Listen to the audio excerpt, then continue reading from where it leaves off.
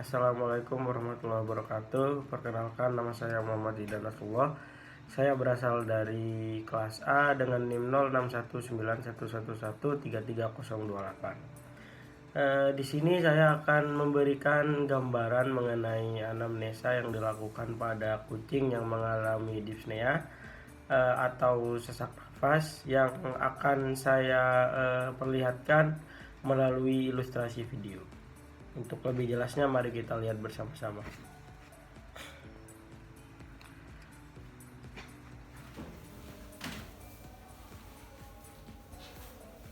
Dengan Mas siapa? Jaka. Oh iya, Jaka. Ini nama kucingnya siapa ya? Bagong. Bagong.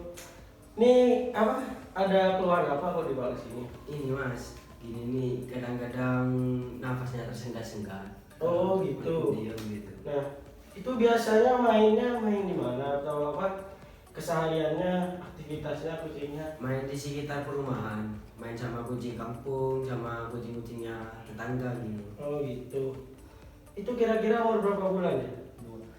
2 bulan. Sekitar 2 Oh, bulan. sekitar 2 bulan ya. Oh, untuk makanannya gimana? Kadang-kadang mau, kadang-kadang tidak mau gitu Mas. Oh, berarti makannya nggak teratur. Ya, Ini dari matanya sering keluar air nggak? kadang-kadang Kadang keluar. keluar ya, kadang nggak. Oh ya. Oh, untuk itu apa? Untuk frekuensi kayak batuk-batuknya atau tersendat-sendatnya tuh nafasnya sering atau cuma jarang, apa beberapa waktu dia tersendat atau sering dia gitu? Kadang-kadang sering, kadang-kadang waktu diam, duduk-duduk, waktu main sama saya juga tersendat-sendat gitu. Oh gitu.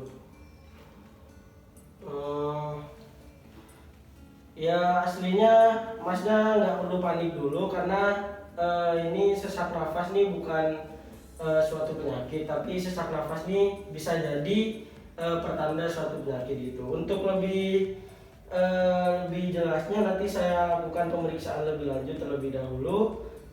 Mas Jakanya mohon menunggu dulu sebentar ya.